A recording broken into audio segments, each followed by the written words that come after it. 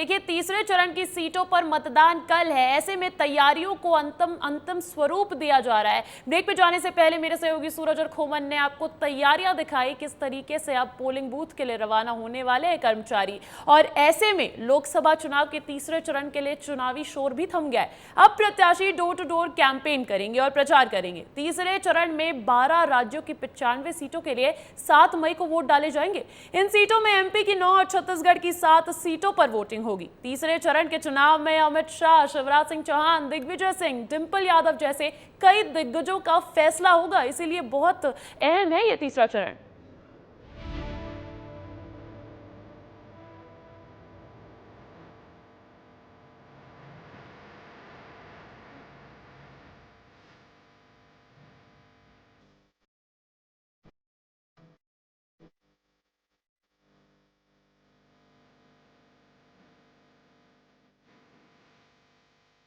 तीसरे चरण के मतदान को लेकर आज चुनावी शोर थम गया। यानी कि अब जो भी प्रचार होना है बस डोर टू डोर। 7 मई को मध्य प्रदेश की 9 और छत्तीसगढ़ की 7 लोकसभा सीटों पर चुनाव है, जहां उम्मीदवारों का भविष्य ईवीएम में कैद हो जाएगा। चुनाव प्रचार के आखिरी दिन उम्मीदवारों और कार्यकर्ताओं ने जमकर प्रचार प्रसार किया। इन सब के बीच राजनीति को जानने वालों की नजरें उन सीटों पर बनी हुई है जहां मुकाबला कड़ा माना जा रहा है। छत्तीसगढ़ की 7 सीटों पर कुल 168 प्रत्याशी चुनावी मैदान में हैं।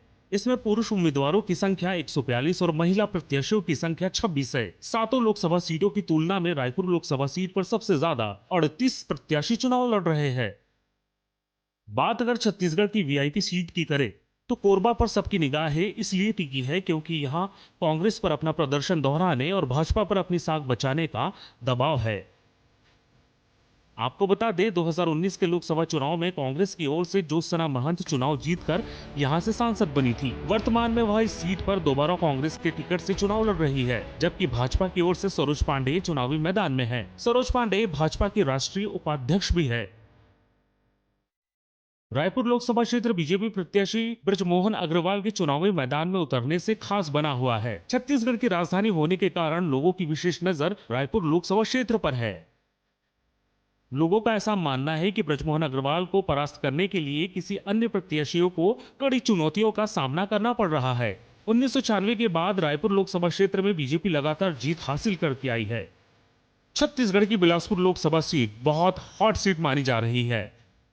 बीजेपी ने इस सीट से बिलासपुर से तोकल साहू को उम्मीदवार बनाया है, जबकि कांग्रेस ने देवेंद्र यादव को टिकट दिया है। बता दें कि बिलासपुर सीट कभी कांग्रेस का गढ़ हुआ करती थी, लेकिन 1996 के बाद सीट पर बीजेपी का कब्जा है। पिछले लोकसभा चुनाव में भारतीय जनता पार्टी के अरुण साहू ने कांग्रेस के अटल श्रीवास्तव को हराया था। मध्य प्रदेश के राजगढ़ की चुनावी लड़ाई काफी दिलचस्प हो चली है, जहां से एक और दिग्विजय सिंह लगातार क्षेत्र में यात्राएं कर प्रचार में जुटे हुए हैं, तो भाजपा भी उन्हें घेरने के लिए पूरी ताकत के साथ मैदान में है। इस सीट पर केंद्रीय गृह मंत्री चुनावी सभा भी कर चुके हैं। राजगढ़ से बीजेपी ने 2 बार के सांसद रोडमल नागर को फिर से प्रत्याशी बनाया है। नागर जनता के बीच राष्ट्रवाद के मुद्दे को लेकर जा रहे हैं और प्रधानमंत्री मोदी के नेतृत्व में कराए गए कार्यों और देश को आगे बढ़ाने के नाम पर वोट मांग रहे हैं। विदिशा से मध्य प्रदेश के पूर्व मुख्यमंत्री शिवराज सिंह चौहान को जब टिकट दिया था, सभी की नजर इस सीट पर टिक गई थी। शिवराज सिंह चौहान इससे पहले वह 5 बार यहां से सांसद रह चुके हैं। हाल ही में पीएम मोदी ने चुनावी सभा में कहा था कि वह शिवराज सिंह को दिल्ली लेकर जा रहे हैं। शिवराज सिंह के खिलाफ कांग्रेस ने विदिशा से 2 बार सांसद रह चुके प्रताप भानु शर्मा को टिकट दिया है। शिवपुरी लोकसभा सीट पर इस बार तस्वीर बदलती हुई नजर आ रही है। ज्योतिरादित्य सिंधिया एक बार फिर से यहां चुनावी मैदान में हैं। भाजपा ने वर्तमान सांसद केपी यादव का टिकट काटकर उन्हें प्रत्याशी बनाया है। पिछले चुनाव में केपी यादव ने ही सिंधिया को गुना से मात दी थी। वहीं कांग्रेस ने यहां पर भाजपा की ही चाल उनके खिलाफ चल दी है और यहां से यादव प्रत्याशी उतारा है। इस सीट पर भाजपा की तरफ से गृह मंत्री अमित शाह, मुख्यमंत्री मोहन यादव समेत कई बड़े नेता चुनाव प्रचार कर चुके हैं। बता दें कि तीसरे चरण के चुनाव के तहत मध्य प्रदेश की विदिशा, राजगढ़, गुना, शिवपुरी, भिंड, मुरैना, बैतूल, भोपाल और सागर सीट पर 7 मई को मतदान होना है। ऐसे में हॉट सीटों पर सबकी निगाहें टिकी है। देखना दिलचस्प हो जाएगा कि वीआईपी सीटों पर किसका सिक्का चलता है। ब्यूरो रिपोर्ट, विस्तार न्यूज। तो देखिए, तीसरे चरण की सीटों पर मतदान कल ही है, वहां पर प्रचार प्रसार थम गया है। तो अब नेताओं की जो नजर है, जो फोकस है, वो चौथे चरण की सीटों पर है। कांग्रेस नेता राहुल गांधी आज झाबुआ और बड़वानी में जनसभा करेंगे। राहुल गांधी यहां पर कांग्रेस के लिए प्रचार कर वोट मांगेंगे। झाबुआ में राहुल गांधी कांग्रेस उम्मीदवार कांतिलाल भूरिया के समर्थन में आम सभा करेंगे, तो बड़वानी में पोरलाल खरते के समर्थन में रैली करते नजर आएंगे आज कांग्रेस नेता राहुल गांधी। तो आज कांग्रेस नेता राहुल गांधी मिशन मध्य प्रदेश पर हैं। वो आज झाबुआ बड़वानी में जनसभा संबोधित करेंगे, साथ ही साथ रैली करेंगे अपने प्रत्याशी कांतिलाल भूरिया और पोरलाल खरते के लिए। अगर मैं बात करूं रतलाम लोकसभा क्षेत्र की, तो वहां पर मुकाबला कांतिलाल भूरिया और अनीता चौहान के बीच रहने वाला है। तो वहीं खरगोन लोकसभा क्षेत्र का मुकाबला रहेगा पोरलाल खरते वर्सेस गजेंद्र सिंह पटेल का। लोकसभा चुनाव को लेकर बीजेपी आलाकमान ने इंदौर के सभी मंत्रियों और विधायकों की अचानक बैठक बुलाई। वीडियो कॉन्फ्रेंसिंग के जरिए बैठक हुई, जिसमें कैलाश विजयवर्गीय, तुलसी सिलावट समेत सभी विधायक मौजूद रहे। इसके अलावा डिप्टी सीएम जगदीश देवड़ा और पूर्व लोकसभा स्पीकर सुमित्रा महाजन भी मौजूद रही। आनंद फानन में ये मीटिंग बुलाई गई, तो इसके पीछे तमाम अटकलें लगाई जा रही थी। लेकिन कहा जा रहा है कि जो मुद्दा था बैठक का, वो था वोटिंग प्रतिशत बढ़ाने का। लगातार 2 चरणों के बाद वोटिंग प्रतिशत गिरता नजर आया है और तीसरे चरण में ऐसा कुछ देखने को ना मिले, इसीलिए इंदौर में ये अचानक बैठक बुलाई गई। कैलाश विजयवर्गीय, सुमित्रा महाजन वहां पर मौजूद रही। 13 तारीख को कैसे इंदौर जैसे स्वच्छता में नंबर 1 है, मतदान में भी कैसे हम नंबर 1 आ सकते हैं, इसको लेके सभी वरिष्ठों का मार्गदर्शन प्राप्त हुआ और कार्यकर्ताओं को एक नई ऊर्जा मिलेगी। हम लोग अब नीचे उतर के कैसे 13 तारीख को अधिकतम मतदान भारतीय जनता पार्टी के पक्ष में हो सकता है, इसके लिए आज की बैठक। वोट कैसे बढ़े, इसके लिए बैठक में। वोट कैसे बढ़े? हाँ, पहले नंबर पे आना है ना। जी जी जी। हाँ, पहले 5वें पे थे, अब पहले पे आएंगे। देखिए, लोकसभा चुनाव को लेकर तीसरे चरण में मतदान के लिए अब सिर्फ कुछ घंटों का ही समय बाकी है। कल ही होना है तीसरे चरण की सीटों पर मतदान। ऐसे में मध्य प्रदेश की 9 सीट और छत्तीसगढ़ की 7 सीटों को लेकर मतदान की तैयारी पूरी हो चुकी है। वोटिंग शांतिपूर्वक हो, इसे लेकर सुरक्षा बलों को मतदान केंद्रों पर रवाना कर दिया गया है। साथ ही पोलिंग पार्टी को भी मतदान केंद्रों के लिए भेज दिया गया है। आज पोलिंग पार्टी को ईवीएम और दूसरी जरूरी चीजों की अच्छी तरह से जांच कर और ट्रेनिंग देने के बाद पोलिंग बूथों की तरफ रवाना किया जाएगा। मध्य प्रदेश की 9 सीटों के लिए कुल 127 उम्मीदवार मैदान में है। 20,456 पोलिंग बूथ पर मध्य प्रदेश में मतदान की प्रक्रिया पूरी कराई जाएगी। और उधर छत्तीसगढ़ की अगर मैं बात करूं, तो छत्तीसगढ़ में 7 सीटों के लिए 168 उम्मीदवार मैदान में है। कुल 15,701 मतदान केंद्र हैं। 7,887 मतदान केंद्रों में वेबकास्टिंग कराई भी जाएगी और छत्तीसगढ़ में कुल 1,39,01,285 उम्मीदवार हैं। तो देखिए, ये तीसरे चरण का मतदान जहां कल 7 मई को किया जाना है, ऐसे में मध्य प्रदेश और छत्तीसगढ़ की तमाम तीसरे चरण की सीटों पर प्रशासन की तैयारियां पूरी हो गई है। पोलिंग बूथ रवाना हो रहे हैं, तमाम तैयारियां कर ली गई है। और देखिए, ये जो है प्रशासन की तरफ से खासा तैयारी की जा रही है ताकि कोई भी दिक्कत ना हो। मध्य प्रदेश में 9 सीटों पर तीसरे चरण के तहत मतदान होना है, तो वहीं छत्तीसगढ़ में 7 सीटों पर मतदान होना है। ये भी आप देख लीजिए, मुरैना, भिंड, ग्वालियर, गुना, सागर, तैयारी पूरी हो चुकी है।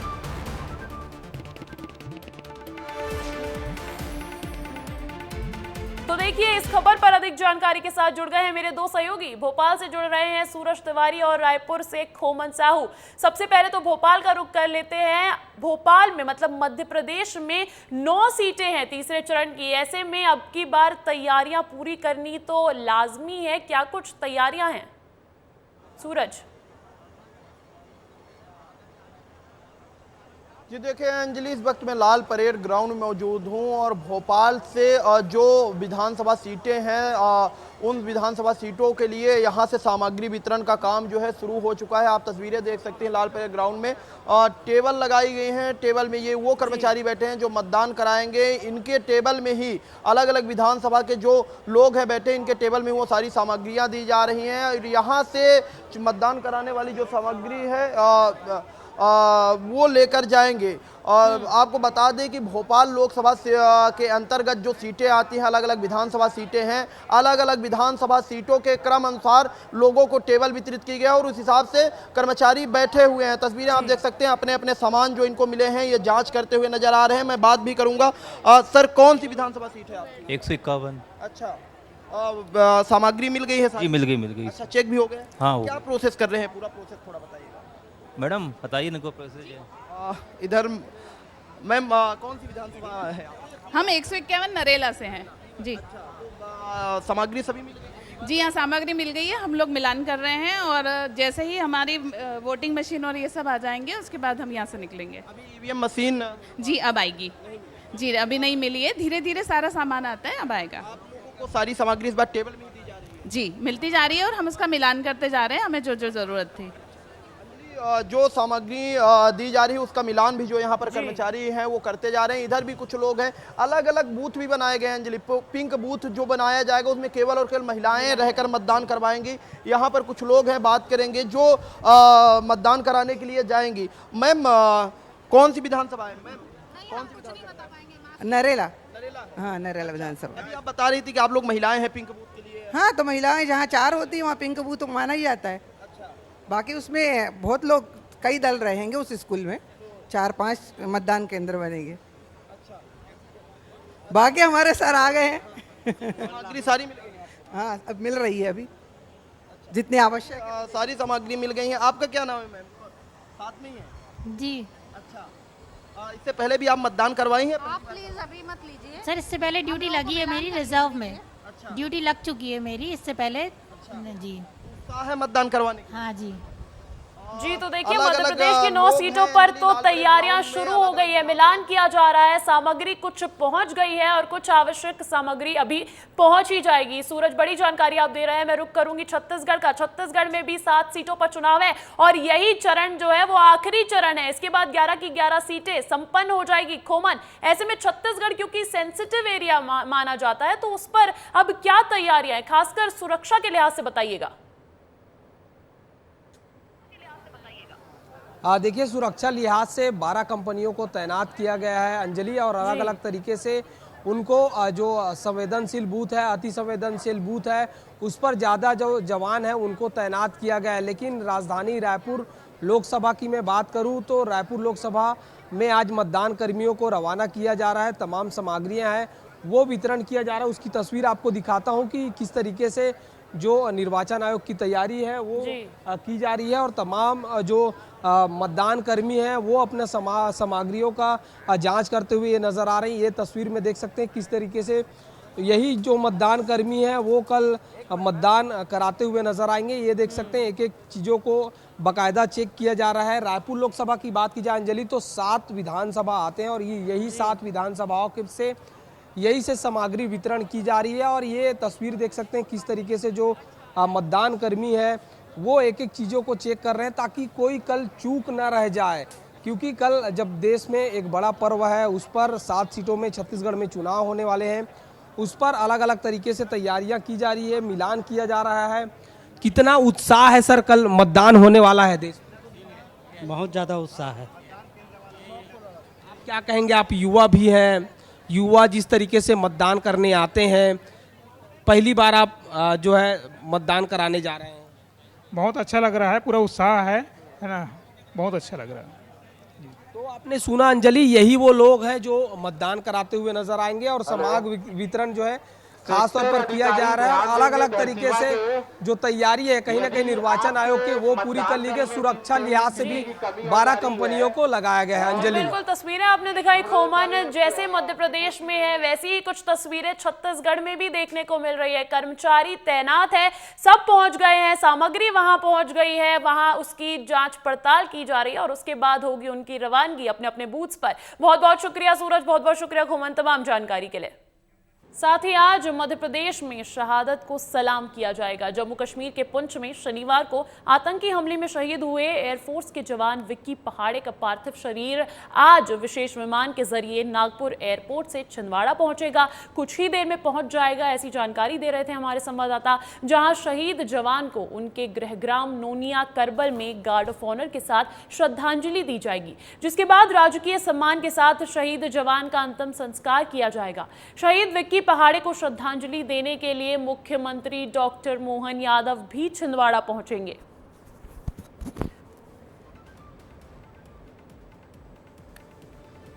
देखिए, झारखंड में ईडी ने बड़े पैमाने पर नकदी बरामद की है। ग्रामीण विकास मंत्री आलमगीर आलम के निजी सचिव संजीव लाल के नौकर के घर में ईडी ने ये भारी कैश बरामद किया है। कैश की गिनती अब लगातार जारी है, लेकिन इसी बीच एक खबर, ये जानकारी निकल कर आ रही है कि ईडी ने बड़े पैमाने पर नकदी बरामद की है। ग्रामीण विकास मंत्री आलमगीर आलम के निजी सचिव संजीव लाल के नौकर के घर में ईडी ने ये कैश बरामद किया और अब इस कैश की गिनती जारी है। तो देखिए, ये तस्वीरें देखिए, भारी भारी मात्रा में कैश नजर आ रहा है। ये तस्वीरें झारखंड से मिल रही है, जहां ईडी ने कार्रवाई की, छापेमारी की और उसके बाद इतनी भारी मात्रा में ये कैश बरामद हुआ है और अब इस कैश की गिनती जारी है।